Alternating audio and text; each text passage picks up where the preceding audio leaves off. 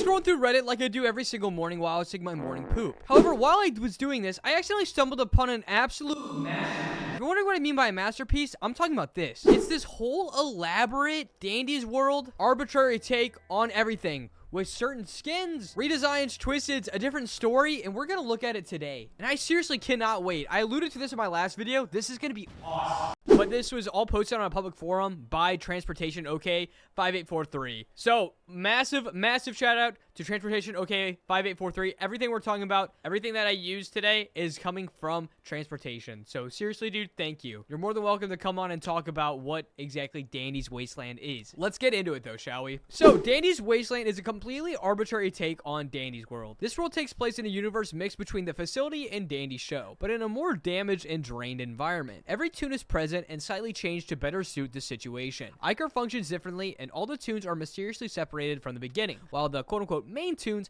are present, the main characters are Boxton, Poppy, and Shrimpo. So obviously, it's already an arbitrary world. It's a different world. How do we know that? Because freaking Shrimpo is the main character. Furthermore, let's go ahead and take a look at our so-called main characters. So as you can see right here, here is Boxton, who has an average Iker tolerance. And basically, it's called Dandy's Wasteland. Essentially, imagine the landscape of this being like the Scorched Trials or like a zombie apocalypse type beat. I think that's essentially what this guy's going for, and Twisteds are essentially like the zombies that are going crazy. But Boxton, like we said, has an average Iker tolerance, who has something called a Giga Wrench. This wrench has the power to change size and weight on command. Boxton uses it as a weapon and a tool. So he's very multifaceted and very useful in very different situations. Boxton has a nervous and paranoid wreck before he met up with Poppy. His confidence shows better with his friends, which is kind of cool because it coalesces with original Dandy's World lore. He works better or faster on machines with the more people that are there. In safe spaces, Boxton likes to play his music box and read.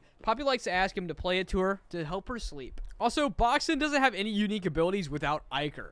However, his physical strength is much higher than most realize, him included. Who's him? Oh, like, he doesn't even know his own strength type beat. Boxton is the best tune for safely extracting and containing Iker. He's also greatly knowledgeable with machinery and vehicles. So, in this Dandy's World adaptation, Boxton's kind of the GOAT. He is, like, low-key him. Moving on, let's take a look at Poppy. Poppy has premium bottle of pop. This bottle of soda refills over time after each drink. That's broken. Oh my, imagine having that in an actual freaking, like, zombie apocalypse, like a soda pop that just keeps refilling. Oh my god, can the movie theaters give me that? For others, it grants back stamina. For Poppy, it increases her bubble power. Okay, what the flip is a bubble power? Poppy is always trying to stay positive throughout her time in the Wastelands. She's making a lot of her feelings. I don't know what that means. But as you can see, Poppy also has an average Iker tolerance. I'm assuming you can only take in so much Iker, kind of like The Last of Us with whatever that thing is called, where once you get too much of it, or once you inhale too much of it,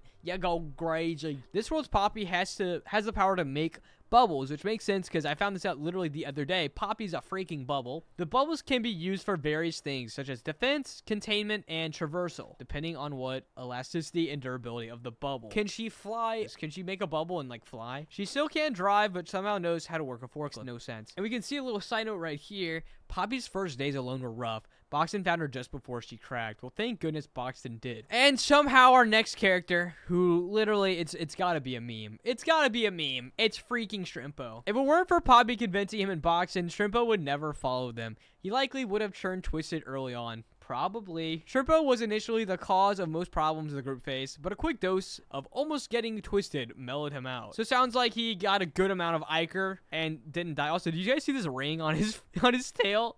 Bro's dripped out. And as anyone could have guessed, he has less than average Iker tolerance, so he has to be more careful than Boxton and Poppy. Oh, look, the ring piece is a gift from Finn. Shrimpo said he hated it, but he wears it all the time. This is kind of alluding to the fact that Shrimpo does have a soft spot somewhere. Shrimpo is still a bully in this world, but he literally can't afford to make connections with other tunes if he wants to survive. Not to make connections. He has to make connections to survive, essentially. Shrimpo has no skills or abilities other than noticeable increase in physical strength, durability, and speed. So basically, he's kind of kind of a worthless. He's kind of worthless. Even in different adaptations, he still sucks. Here's what the three amigos look like together. Our three main characters. Suffering together squad. As you can see, Poppy trying to vibe through the stress. Boxin, weight of survival getting to him. And Trippo, angry and scared of getting attacked. And here we go. We have a description of how Iker works inside of this world. Iker is a quick, easily accessible, but highly dangerous fuel. Fuel source for many kinds of machinery in the Wasteland. No one even knows where it comes from. I have an idea. They're in old factories scattered throughout the land, suggesting that's where it's made, but they all seem long abandoned. This strange substances is almost everywhere and must be handled with care if you don't want to end up twisted. Here we have something called a blot or blots. This, guys, you have, oh my god, I'm literally getting goosebumps. The idea of this being a video game, like, oh my god, oh, I'm geeking. Like, imagine it being like a live action role-playing game like Dragon Quest or any other traditional RPG. It reminds you of a slime from like Dragon Quest, like the traditional first mob you fight in so many games. Oh, please, Quell. I know it's a lot of work and it's so much. Quell, please. Either way, blots are not quite living masses of Iker. So freaking cool. Blots can be found anywhere with massive pools of Iker or just out in the wild. They vary in size, lethality. Small blots are passive, weak, and easy to handle, but they should not be left to gather Iker and grow. I'm assuming there's going to be some stronger forms of these Iker monsters that we see. As you can see here, here's a schematic of how they evolve. Depending on the toon being mimicked, some of them can be friendly, at least somewhat. No mimic blot will be friendly with the toon they're impersonating. Oh. So basically, if Twisted Boxton sees Boxton, even if he's a friendly Twisted, he won't be friendly to Boxton, if that makes sense. When blots gather enough Ikers, they grow and gradually mimic other toons. Gotcha. So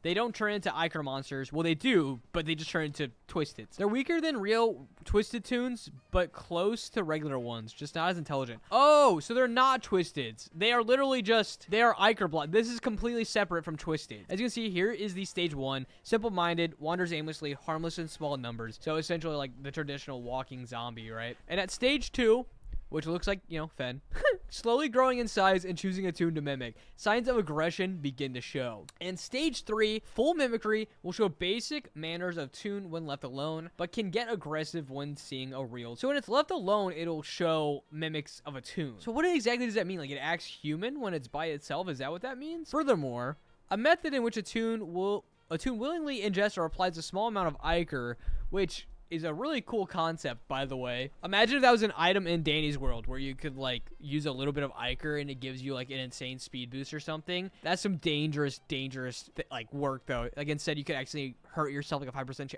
I'm waffling. But yeah, it basically increases their power without turning twisted. This is not a safe use of Iker and is most effective in events of an emergency. The process is painful, tolerance for Iker varies, and not every toon has a capacity to handle it. So Shrimpo would be cooked. So as you can see right here, normal, the usual eye color of toons. Up next we have boosted. Toons who are in this state must be handled with care until the effects wear off. They are at risk of twisting. I like that term. If they take too much Iker in, they might be twisting, or they might turn twisted. Twisted such blots, you know what this means. If their eyes look like this, it just looks like Roger's main eye, yet they're twisted. You know they're a twisted. And here we have Boxton's first encounter with a twisted. I'm gonna move my fat head so you guys can at least look at the art before I cover it. Alright, now that I'm covering some of it. His first encounter with a blot was fully developed mimic of himself, which means, we know this now, lore-wise, will 100% not be friendly towards him. One thing led to another, and he ended up accidentally ingesting Iker. Boxton did? It was not fun for him, but he won the fight. Boxton is the one who discovered Iker boosting by complete accident. So he literally accidentally beat himself by taking an Iker. And honestly, feel like that's the best way or the most reasonable way that you would find out about boosting,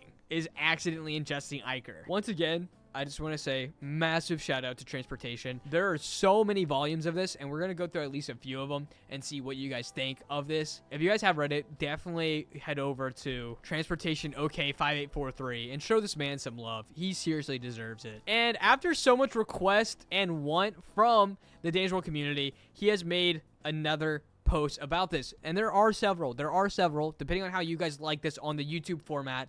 well, we'll look into more later on, but we'll look into some more for right now. Dandy's Wasteland. Ooh, I might need to make I'm gonna make a theme song before this video ends for Dandy's Wasteland. Coming up next, we have Finley. So immediately coming to my attention, the first thing I notice when I see Finn is that he has an above Iker tolerance. So in this world, that means Finn is super good at Iker boosting, so if it's something he chooses to do. Finn filled with his missing tooth with a gold replacement, he gave Shrimpo a ring piece so they can match. So that's kind of cool. Him and Shrimpo are matching buddies. Either way, here's Finn's ability. All reliable. Finn's special fishing pole. This pole is incredibly durable and has a long reach for pulling and snagging. You won't catch Finn without it outside. This Finn just gives me so many layers of Gon from Hunter x Hunter. Hunter x Hunter is my favorite anime, by the way. I know you guys probably don't care, but come on, you have to see some layers of Finn and Gon. Between the outfit and the fishing rod, Gon. Sorry, I'm having so much fun. Finn is super hesitant about letting other toons use his fishing pole. So would I, if it was mine, especially in a freaking zombie apocalypse. It means a lot to him after all, or Dandy's Wasteland, sorry. Either way, Finn is better than most when it comes to staying positive out in the wasteland. Is it all the fish puns? It's gotta be, surely, right? Here, I got a joke for you. What do you call oatmeal that's out for delivery? I'll let you think about that for a second. Oatmeal. His puns and jabs help lift spirits more than he knows, and his loyalty to his friends makes him a valuable player in the game of survival. Finn gains more speed the more damage he takes in a fight, making it harder to actually hit him. Oh, wow. Oh, wow. So he's one of those weird guys that, yeah, just gets stronger the more damage he takes. So kind of like Goku, kind of. Not really, but like Saiyans get stronger after every fight. Plot armor, essentially. Up next, we have Toodles, and her ability is called Miracle Dice. The dice themselves aren't special, but they were a gift from Roger to help with Toodles' ability. Toodles takes very good care of them. As you can see, Gigi gave Toodles a 20-sided die in case she wants to make a big gamble. Toodles doesn't use it often. This reminds you of kind of like Two-Face from the DC universe, or just kind of a cool quirk where it's like, you don't really know how to make a choice for yourself, so you have to risk the dice. Toodles likes to make small wishes and roll the dice to pass the time. Sometimes it's pretty helpful for scavenging. Interesting. So it sounds like her ability, like, actually doesn't really work. Helps them take calculated risks. I guess it just means she's just kind of naturally lucky. And as you can see right here, the thing that really pulls my attention is that she has terrible Iker, which is terrifying. If she ever sees Iker, which I'm sure in the Wastelands is everywhere, she might get turned into a Twisted at any point in time. Toodles is handling everything pretty well for a kid, but that's mostly because the situation hasn't truly set in for her. She got separated from Roger pretty early on and really wants to meet up with him again. Toodles' ability allows her to make a wish and roll the dice. Depending on the intention and number rolled, the outcome could be positive or negative. So she makes a wish, rolls the dice, and depending on the intention, so I'm assuming like if it's a big ask, it's like Dungeons and Dragons. The harder the task, the better number you roll. But if you fail, things happen because you're less likely to complete the task. Does that make sense? Cool character concept. But up next, we have a super fun character that I think you guys were waiting to see. Goob is missing pretty much everyone, especially Scraps. He really hopes everyone can find each other in the end. Goob took in an undeveloped blot when he first encountered one. He calls it Lil Blobby. So he has a friend. He has a friend made of the that is the most Goop thing ever. Goop still has his stretchy abilities, but they are heavily enhanced, allowing him to pull and swing himself and heavy objects around. This is like the best guy you want to have in your team, and he'll basically do anything that you ask him to already. Goob is a freaking GOAT. If I wanted anyone on my team in the Wasteland, it'd be freaking Goob. Everyone's favorite ball of positivity? See, exactly. Goob is taking life in the Wasteland in stride, ready to hug and comfort anyone or anything in need. It seems like Finn and Goob being together are unironically the best people you need to have together, especially if you're, worried about going. Goob is probably the only toon no Mimic will immediately attack. Oh, wow. That's kind of an interesting little character quirk, wouldn't you guys say? The Mimics won't immediately attack Goob for whatever reason. Either way, I want to know more about Lil Bobby. Who's Lil Bobby, and why the heck is this little ink blob not attacking Goob? Lil Bobby was picked by Goob. Thanks to him and Toodles, he's actually sort of intelligent. He knows a few tricks and command. In the care of Goob, the red in his eyes grew. They resemble a boosted toon instead of a twisted one. Oh, so if you go back to the eyes, if you remember, that was the middle eyes. There's the normal eyes, there's the twisted eyes. His are in between. So it's like a permanently Iker boosted Iker? Blob. Everyone keeps an eye on Bobby, worrying he might wander off to drink Iker and grow. He did at first, but after a while, he just interesting. So it's one of those little stories, you know, it's like one of those little tales or one of those little things, a seed in any storyline where you have a little bit of hope. Like, if little Bobby can become good, why can't every ink blob become good? And here's the three of them together, Finn, Toodles, and Goob. And we have a art called Don't Touch